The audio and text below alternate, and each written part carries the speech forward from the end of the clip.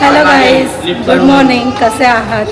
आज आहे शेवटचा दिवस आणि आम्ही आज घरी जायला निघणार आहोत मैसूरवरनं बँगलोरला. आज आमचं फ्लाईट आहे 10:30 रात्रीचं. पण त्याआधी आम्ही मैसूरमध्ये थोडे जे स्पॉट राहिलेत आमचे साईट सीनचे ते आम्ही करणार आहोत. काल रात्री मी व्लॉग एंड नाही केला कारण खूप दमलेली होती आणि झोप पण आली होती, म्हणून आम्ही रात्रीचा डिनर करून लगेच झोपलो आणि आता आम्ही खाली ब्रेकफास्ट करायला चाललेलो आहोत. चला. काय बोलते?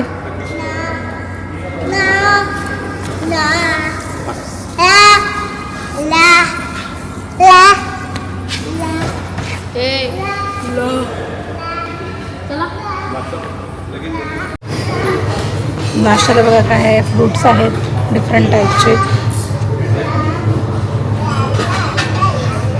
बनाना, वॉटरमेलन, गावा, पायनॅपल, ड्रॅगन फ्रूट, ग्रेप्स आणि इथे मस्कमेलन आहे, पपाया आहे. सॅलडसाठी मूंग बीन्स आहेत, कॉर्न्स आहेत, कॅरेट आहे, क्युकंबर आहे. त्यानंतर इथे आहे स्ट्रॉबेरी मिल्कशेक, गोड लस्सी आहे, वॉटरमेलन ज्यूस आहे, त्यानंतर पायनॅपल ज्यूस आहे, मँगो ज्यूस आहे, ग्रेप ज्यूस आहे. म्हणजे वेगवेगळ्या प्रकारचे ज्यूस पण आहेत इथे. ब्रेड दिलेत 3 टाईपचे, जाम आहे, 2 वेगवेगळ्या प्रकारचे जाम आहे, बटर आहे आणि टोस्टर आहे. इथे आहे क्रोसो, त्यानंतर मफिन आहे, चॉकलेट, एग मफिन आहे, आपण स्लाईस आहे केकचा, हा व्हॅनिला मफिन आहे.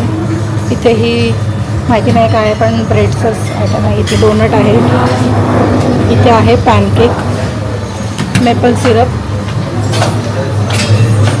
त्यानंतर आहे ते चिकन करी, त्यानंतर इथे चिकन सॉसेजेस आहेत, इथे आहे सलामी, ब्राऊन ब्रेसमध्ये लिव्हर आहे, एग्ज आहेत आणि माझं favourite veggies, boiled veggies, ketchup, nuggets आहेत, व्हेजिटेबल नगेट्स, पोटॅटो वेजेस. इथे राईस आहे जो हर्ब्समध्ये बनवला आहे. त्यानंतर इथे पराठे आहेत, लोणचं, दही, इथे शेव आहे, सेवरी शेव, उपमा आहे. त्याच्यानंतर इथे केसरी भात म्हणजे शिरा आहे. हा शिरा माहिती नाही काय म्हणतं त्याला. पुरी आहे, डोनट आहे, डोनट नाही, मेदूवडा. त्यानंतर रागी इडली आहे, जे लोक डाएट करतात त्यांना बेस्ट आहे. राईस इडली आहे, सांबार आहे, चटणी आहेत 3 टाईपच्या. ह्याला हे पण कॉर्नफ्लेक्सच आहे, पण हा म्युस्ली आहे, हा चॉकलेट कॉर्नफ्लेक्स आणि प्लेन कॉर्नफ्लेक्स. त्यानंतर इथे पोरेज आहे. हे सगळं इथे आहे. खूप साऱ्या व्हरायटीज आहेत, खूप छान छान व्हरायटीज आहेत. चला आपण आता ब्रेकफास्ट करूया. आज फ्रूट्स खाऊया भरपूर.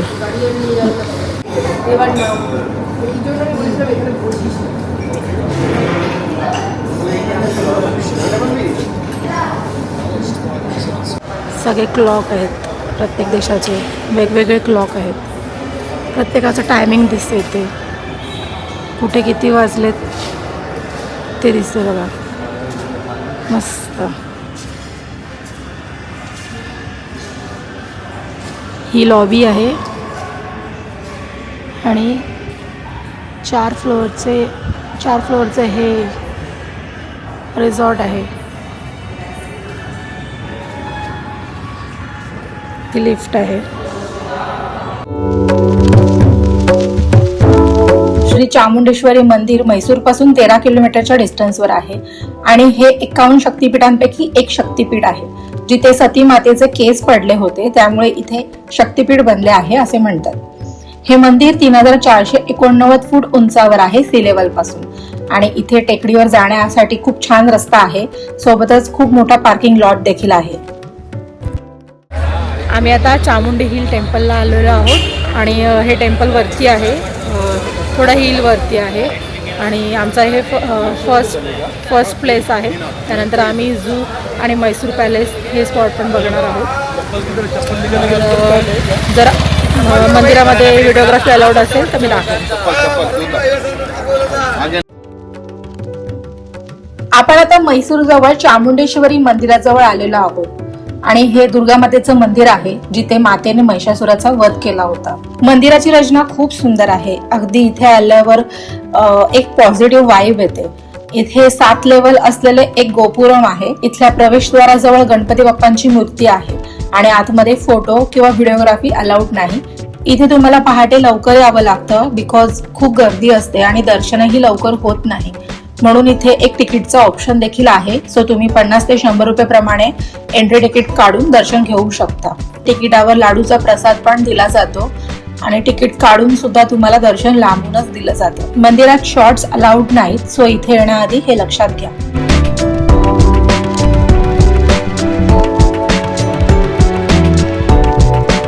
मंदिरात जाण्यासाठी एक रूट आहे. तिथे व्ह्यू पॉइंट करून एक स्पॉट आहे आणि तिथून तुम्हाला म्हैसूरचा व्ह्यू खूप छान दिसतो.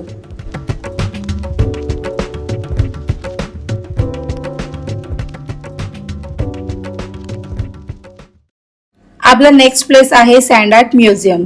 ज्यांना सँड आर्ट आवडतं अशा लोकांसाठी सँड आर्ट म्युझियम खूप छान स्पॉट आहे जो की म्हैसूरमध्ये आहे, जिथे 150हून जास्त सँड आर्ट तुम्हाला पाहायला मिळतात जे M.N. गौरी ह्या आर्टिस्टने बनवलेले आहेत. हा बघा इको फ्रेंडली गणपती बाप्पा हे वाळूने बनलेला आहे आणि आम्ही आता सँड म्युझियम मध्ये आलेलो आहोत.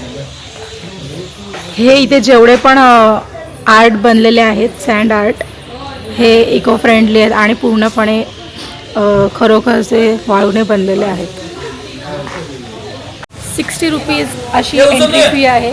या म्युझियम मध्ये तुम्हाला म्हैसूरची हिस्ट्री, त्यानंतर aqua marine life, cartoons, goddess, त्यानंतर हॉरर अशा खूप साऱ्या गोष्टी पाहायला मिळतात ज्या सँडने बनवलेल्या आहेत. इथे फेस्टिवल होतो दसऱ्याला, त्याचं हे आर्ट बनवलेलं आहे. अंबारी फेस्टिवल ज्याला म्हणतात, खूप मोठा फेस्टिवल असतो म्हैसूरमधला, त्याला इथे सँड आर्टमध्ये दाखवलेलं आहे. हे आहेत लाफिंग बुद्धा. प्रत्येकाच्या घरोघरी बघितलं असणार एखादी तरी मूर्ती असतेच, खूप छान असते. इथे झोडियाक व्हील बनवलेला आहे. झोडियाक व्हीलमध्ये काय आहे, 12 ज्या राशी आहेत त्या 12 राशी इथे दाखवल्यात बघा. माझी रास ॲक्वेरिस आहे ती बघा. इंटरनॅशनल योगा डेला सेलिब्रेट करतात, माहितीच असेल. हे इथे सर्टिफिकेट आहे आणि Guinness book of world record झालेला आहे या म्युझियमचा. हे सगळे सर्टिफिकेट्स आहेत त्यांचे. महाभारत वॉर जेव्हा झालेलं तेव्हा कृष्ण अर्जुनाच्या रथावर सारथी होते, त्यांचं हे चॅरिटीचं बनलेलं आहे.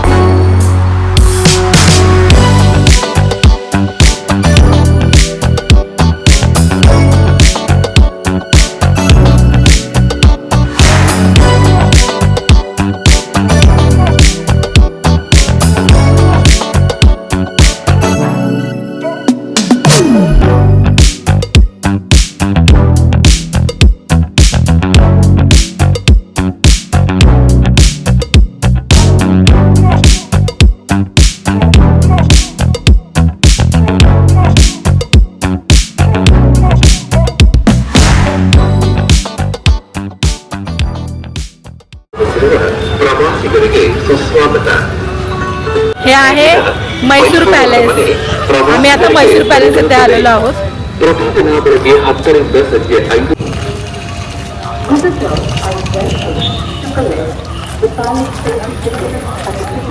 जिथे पण स्पॉटला जातो, जिथला पण साईट सीनला जातो, तिथे सगळीकडे स्कूल बस, सगळे स्कूल स्टुडंट्स आम्हाला दिसतात. सगळ्यात पहिला तिकीट काढावं लागतं. इथे पण इथे जेवढे पण आम्ही प्लेसेस पाहिलेत, जेवढे पण म्युझियम पाहिलेत, तिथे प्रत्येक ठिकाणी तुम्हाला तिकीट काढावं लागतं. खूप चालावं लागतं आणि फिरण्यासाठी पण तुम्हाला इथे एक गाडी आहे बघा, ही तुम्हाला पूर्ण पॅलेस फिरवेल, पूर्ण एरिया कव्हर करेल.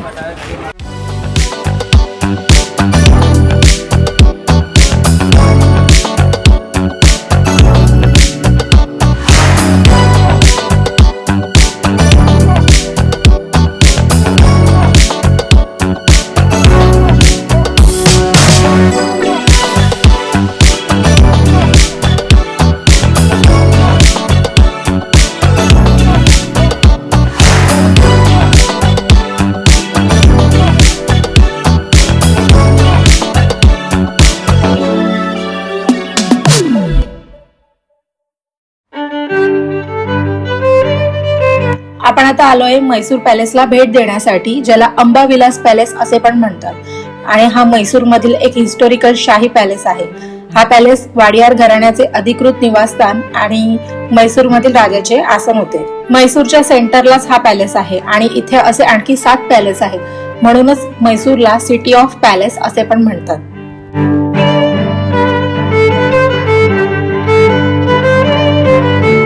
मैसूर पॅलेस मैसूर मधील एक हायलाइटेड प्लेस आहे, ज्याची ब्युटी टुरिस्टला अट्रॅक्ट करते. गोल्डन रॉयल एलिफंट थ्रोन, कल्याण मंडप आणि दरबार हॉल हे इथलं मेन अट्रॅक्शन आहे. पॅलेसला भेट देण्याची वेळ सकाळी 10 ते संध्याकाळी 5:30 अशी आहे.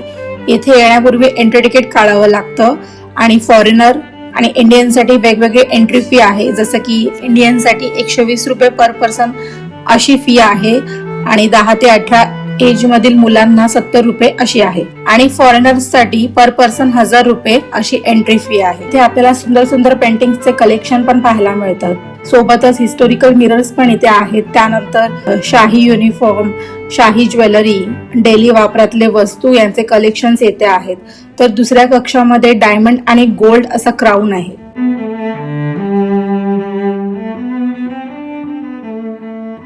संपूर्ण पॅलेसमध्ये खूप छान डिटेलिंग केली आहे.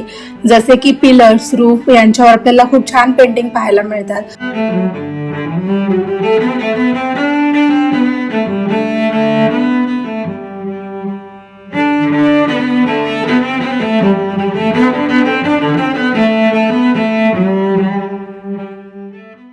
आपला लास्ट स्पॉट आहे मैसूर झू पार्क, जे की कर्नाटक मधील एक फेमस आणि खूप जुनं पार्क आहे. आता आम्ही आलोय मैसूर झू मध्ये आलोय.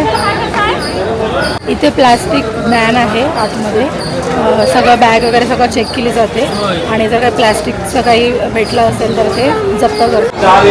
हे बघा इथे एंट्री फी आहे, झू एंट्री फी. इथे जर तुम्हाला जास्त चालायचं नसेल तर जीप सफारी करून ऑप्शन आहे आणि डिपेंडिंग अपॉन पीपल तुम्हाला जीप सफारीचे चार्जेस पे करावे लागतात. हे पार्क सकाळी 10 ते संध्याकाळी 5:30 पर्यंत ओपन असतं आणि ट्यूजडे बंद असतो. येथे तुम्हाला हत्ती, वाघ, सिंह, जिराफ, झेब्रा असे खूप सारे प्राणी तुम्हाला पाहायला मिळतात. हे झू पार्क 250 एकर्स मध्ये पसरलेले आहे आणि आधी हे फक्त राजघराण्यासाठी होते, पण 1920 पासून पब्लिकली ओपन झाले.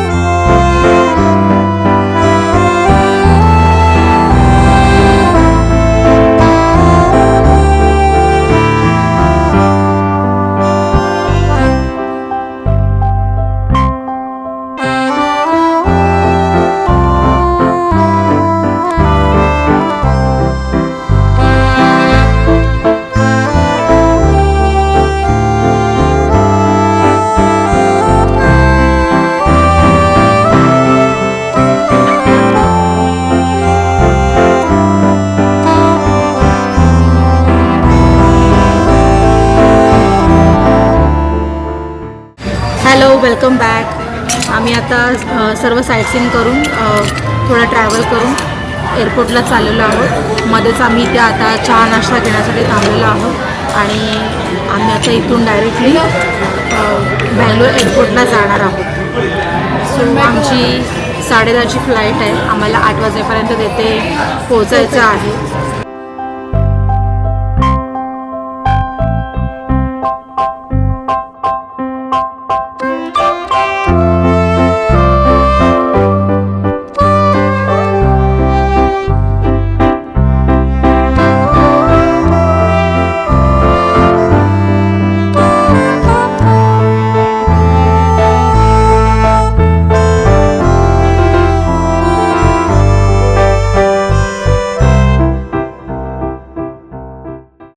बँगलोरच्या इंटरनॅशनल एअरपोर्टवर आलेलो आहोत आणि आमचा फ्लाईट 10:55चा आहे.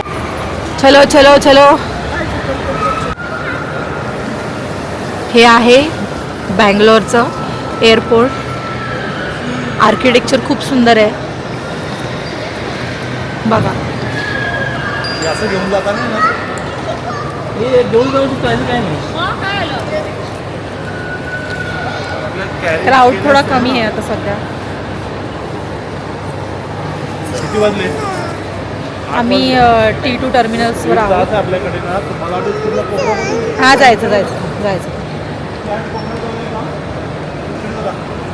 आमचं फ्लाईट टाईम होतं 10:30चा टाईम होता आमचं फ्लाईटचं. पण अचानक 11:55 टाईम झाला. पोस्टपोन झाला आमचा फ्लाईट आणि खूप कंटाळा आला आहे. कधीपासून इथे बसलेलो आहोत. खूप कंटाळा आला आहे इथे बसून.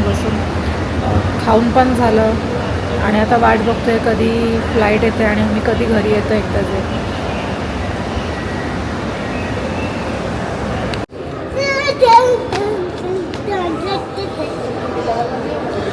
ऋत्वी फ्लाईटला बघून खूप एक्सायटेड झाले, कारण फर्स्ट जेव्हा मी जाताना फ्लाईटमध्ये गेलो होतो तेव्हा ती झोपली होती, त्याच्यामुळे ती फ्लाईट नाही तिने बघितली. पण आता घरी येताना तिने फ्लाईट पाहिली तर ती खूप खुश झाली.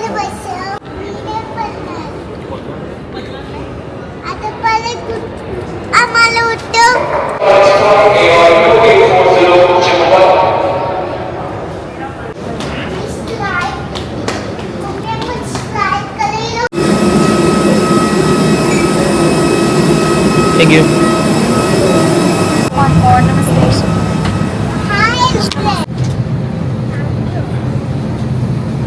हेलो. कृपया ध्यान दीजिए विमान में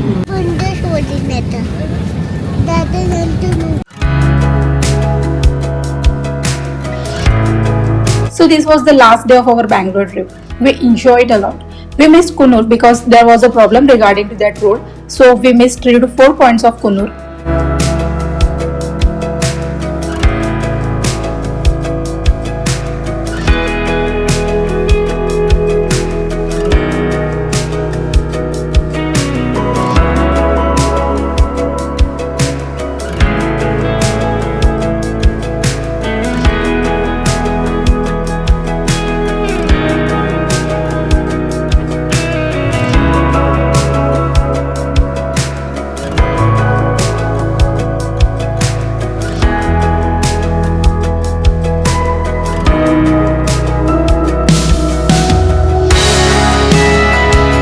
साधारण 2:30 पर्यंत आम्ही मुंबई इंटरनॅशनल एअरपोर्टला पोहोचलो आणि खरंच इथे आल्यावर मी बँगलोर खूप मिस करत होते. And that's it. If you like the videos then do not forget to like, share and subscribe to my channel. Thanks and bye bye.